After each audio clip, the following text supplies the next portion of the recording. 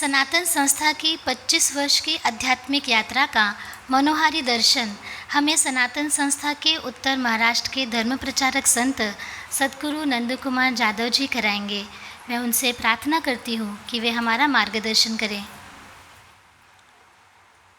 सनातन संस्था के संस्थापक और हमारे पूज्य गुरुदेव सच्चिदानंद परब्रह्म डॉक्टर आठवले जी के चरणों में मैं कृतज्ञतापूर्वक वंदन करता हूँ। उपस्थित सभी संतों के चरणों में मेरा प्रणाम। व्यासपीठ पर उपस्थित संत और मान्यवर और यहाँ उपस्थित सभी धर्म प्रेमियों को मेरा भावपूर्ण नमस्कार।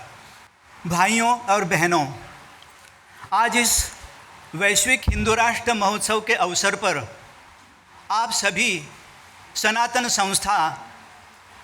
संस्था के आश्रम, सनातन संस्था के संत और साधक इन्हें निकट से अनुभव कर पाए होंगे और इस अवसर पर आप सभी को बताने में मुझे बहुत प्रसन्नता हो रही है कि यह वर्ष सनातन संस्था ने 25 वर्ष पूर्ण किए हैं। अतः यह वर्ष सनातन संस्था का रजत जयंती वर्ष है। इस अवसर पर हम सभी जानना चाहेंगे कि सनातन संस्था क्या है और क्या सनातन संस्था का कार्य है। और इसी उद्देश्य से मैं यहाँ आपके समक्ष सनातन संस्था के कार्य की प्रगति यहाँ बताने जा रहा हूँ। सनातन संस्था क्या है? इस प्रश्न का सरल उत्तर यह है कि सनातन संस्था धर्म के कार्य में प्रचार और प्रसार करने वाली संस्था है। हमारी समाज सेवा की प्रकृति आध्यात्मिक है। हम लोगों को आनंदित करने, तनाव मुक्त करने, व्यसन मुक्ति तथा सबसे महत्वपूर्ण है उनके आध्यात्मिक उत्थान के लिए साधना सिखाते हैं। और इसीलिए इस कार्य का आदर्श वाक्य है, आनंदमय जीवन और ईश्वर प्राप्ति के लिए सनातन संस्था। अनेक लोग पूछते हैं, इसलिए मैं बताना चाहूँगा कि सनातन संस्था की 25 वर्षों की यात्रा कैसी रही।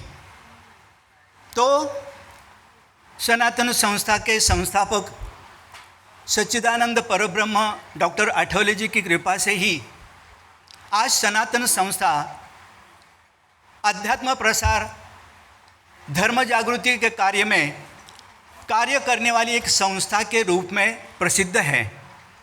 वास्तव में सनातन संस्था के 25 वर्ष के कार्य का यह अर्थ है कि सनातन संस्था के साधकों और हमारे शुभ चिंतकों के निस्वार्थ समर्पण के ये 25 वर्ष हैं। 25 वर्ष की यह यात्रा निश्चित ही आसान नहीं थी, क्योंकि इस दौरान सनातन संस्था को एक आतंकवादी संगठन घोषित करने का कुत्सित प्रयास किया गया।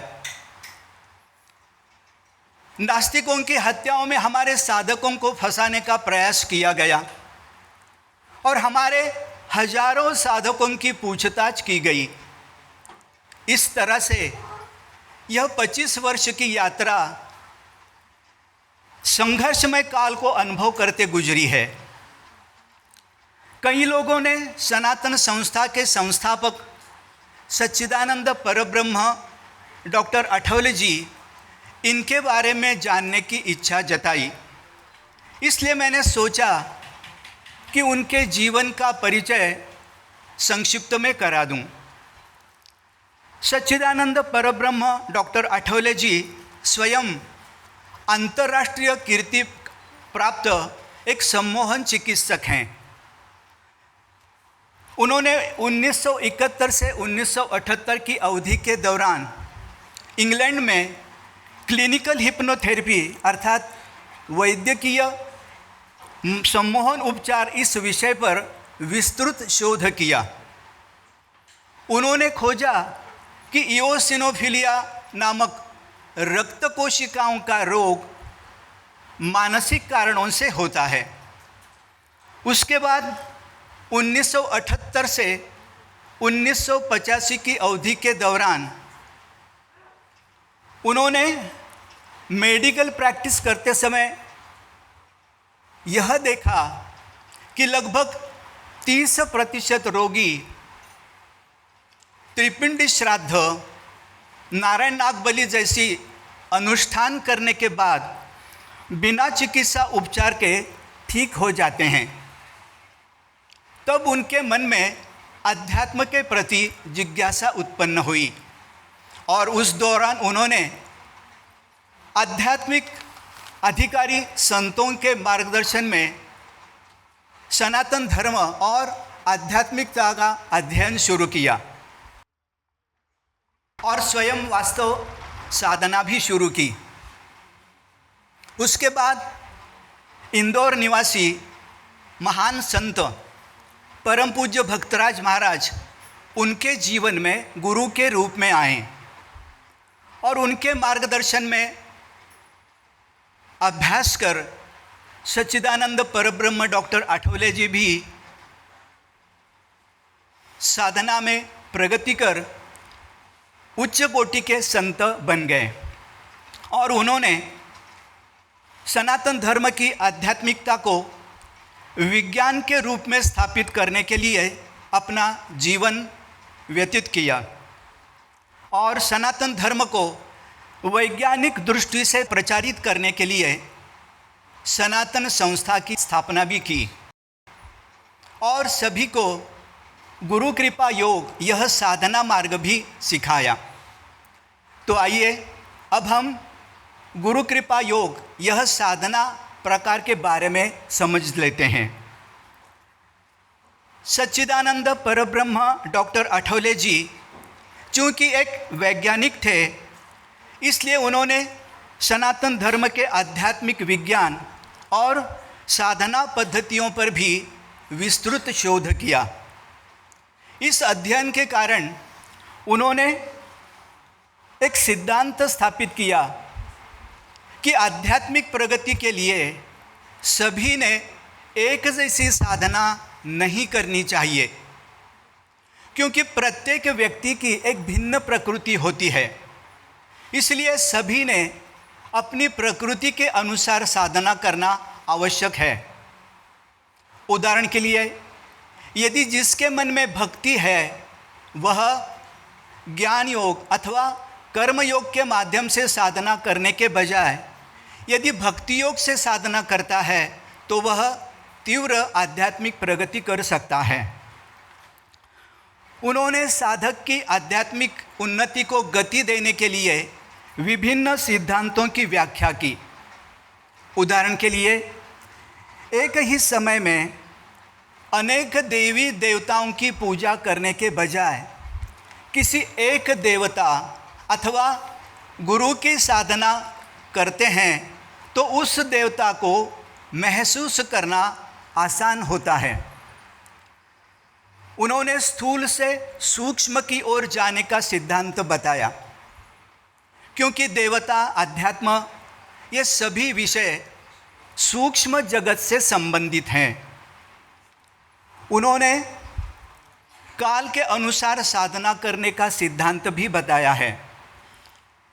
उदाहरणार्थ, प्रत्येक युग की साधना निर्धारित होती है।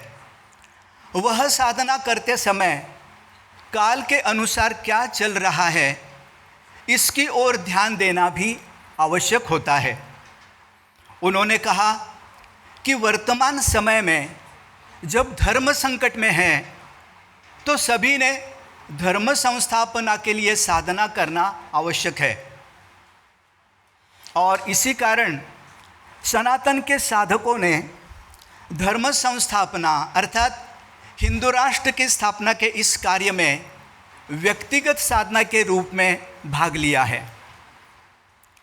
उन्होंने गुरु कृपा योग एक साधना प्रणाली बनाई जो 3 योगों अर्थात कर्म योग, ज्ञान योग और भक्ति योग का एक संयोजन है। इसका उद्देश्य यह था कि यदि साधक इन तीनों विधियों का अभ्यास एक ही समय में करता है तो उसका तीव्र गति से आध्यात्मिक उत्थान होगा। आज सनातन के सभी साधक गुरु कृपा योग के अनुसार साधना करते हैं और यही कारण है कि आज सनातन के साधकों ने 122 साधकों ने संतत्व प्राप्त किया है और 1000 से भी अधिक साधक संतत्व की ओर अग्रसर हैं। सचमुच कहें तो यह एक आध्यात्मिक क्रांति है। गुरु कृपा योग के अनुसार साधना करने की एक महत्वपूर्ण विशेषता यह है कि स्वभाव दोष निर्मूलन एवं अहम निर्मूलन प्रक्रिया। हमारे धर्म ग्रंथ भी हमें जो षड्रिपु हैं उन्हें दूर रखने का मार्गदर्शन करते हैं और साथ ही मन की पवित्रता के महत्व का भी उल्लेख करते हैं। इन दोनों चीज़ों को प्राप्त करने वाली प्रक्रिया है स्वभाव दोष निर्मूलन और अहम निर्मूलन प्रक्रिया। सच्चिदानंद परब्रह्म डॉक्टर आठवले जी आध्यात्मिकता के विशेषज्ञ बनने से पहले एक विश्व प्रसिद्ध सम्मोहन चिकित्सक थे। उन्होंने स्वसम्मोहन के माध्यम से दोषों को दूर करने के लिए स्वसूचना के विधियों का आविष्कार किया। उनके शोध का निष्कर्ष यह था कि व्यक्तित्व में दोष मन की आदतें हैं और उन्हें बुद्धि का उपयोग कर नियंत्रित किया जा सकता है, क्योंकि बुद्धि मन से भी अधिक सूक्ष्म है। और उन्होंने ऐसे भी कहा कि ईश्वर दोष रहित हैं और गुणों से भरपूर है। इसलिए साधक ने आध्यात्मिक प्रगति के लिए और ईश्वर प्राप्ति के लिए अपने दोषों को दूर करना और गुणों को विकसित करना महत्वपूर्ण है। और यही कारण है कि गुरु कृपा योग के अनुसार साधना में स्वभाव दोष निर्मूलन एवं अहम निर्मूलन प्रक्रिया शामिल की है। आज आप में से अनेक लोग ऐसा कहते हैं कि सनातन के साधक विनम्र अनुभव करते हैं। इसका कारण भी यही है स्वभाव दोष निर्मूलन और अहम निर्मूलन प्रक्रिया।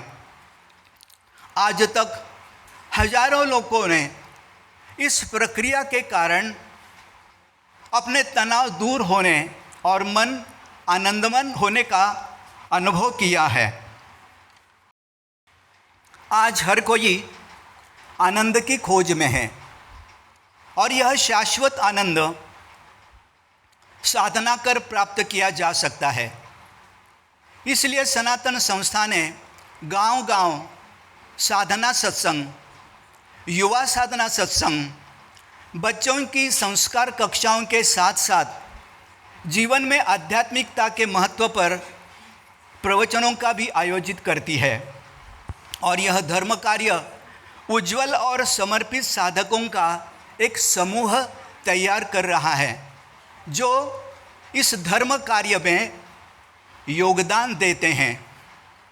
वस्तुतः हजारों साधक और सैकड़ों परिवार सनातन से जुड़े हैं।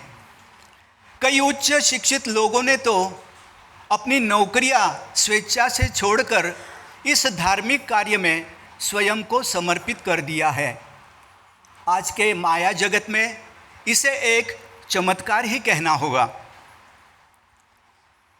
सच्चिदानंद परब्रह्म डॉक्टर आठवले जी ने जो साधक समष्टि साधना के रूप में हिंदू धर्म का अभ्यास करना चाहते हैं उनके लिए आश्रम बनाएं। आज हम देखते हैं कि राजकर्ताओं ने समाज को जातियों में बांट दिया है। इस पृष्ठभूमि में सनातन के आश्रम में जाति तटस्थता प्रमुख है। इन आश्रमों में रहने वाले साधक एक दूसरे से इस आध्यात्मिक भाव से देखते हैं कि ये साधक बंधु हैं, ये गुरु बंधु हैं, ये धर्म बंधु हैं। आज इसी कारण सनातन का आश्रम सैकड़ों सदस्यों का एक परिवार बन गया है। आज ईश्वर प्राप्ति के माध्यम से एक अखंड समाज का निर्माण किया जा सकता है और राम राज्य की अनुभूति की जा सकती है, और इसका अनुभव सनातन के आश्रम में किया जा सकता है, क्योंकि आज सनातन के आश्रम हिंदू राष्ट्र की अर्थात राम राज्य की प्रतिकृति बन गए हैं।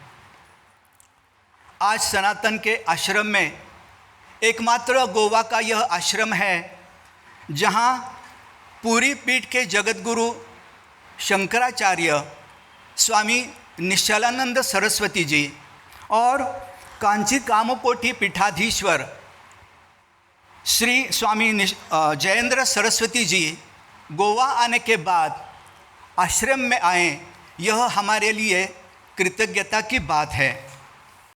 सनातन के आध्यात्मिक कार्य का एक महत्वपूर्ण पहलू है आध्यात्मिक ज्ञान, अर्थात सनातन धर्म की शिक्षा देने वाले अमूल्य ग्रंथों का निर्माण।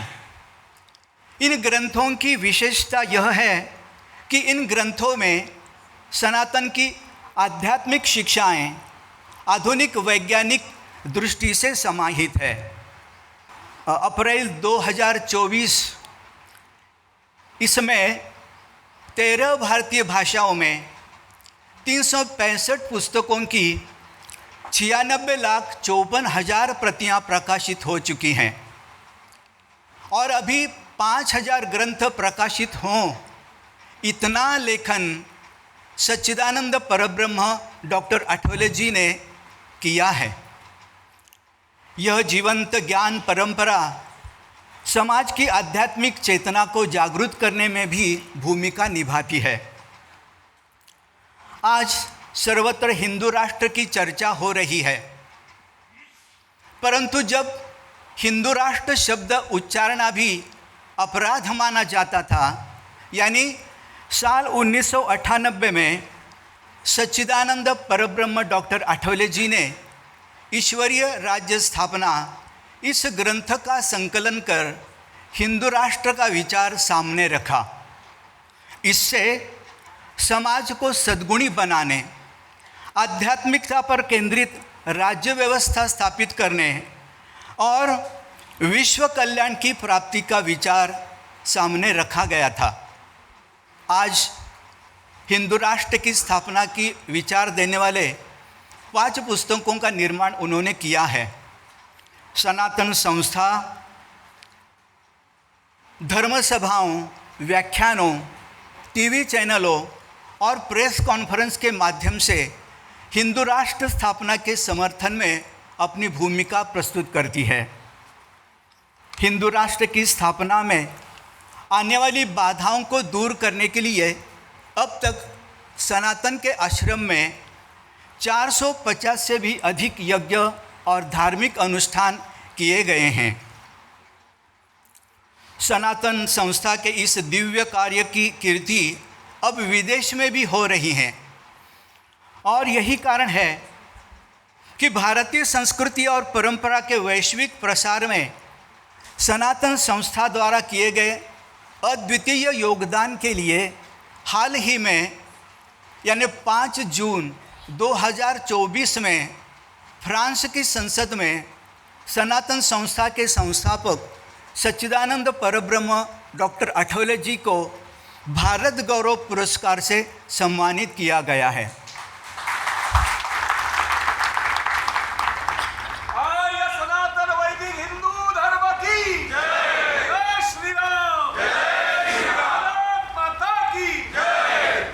और उनकी आध्यात्मिक उत्तराधिकारिणी श्री सतशक्ति श्रीमती बिंदा सिंहबाल जी और श्री चित्तशक्ति श्रीमती अंजलि गाडगिल जी ने पुरस्कार का स्वीकार किया है।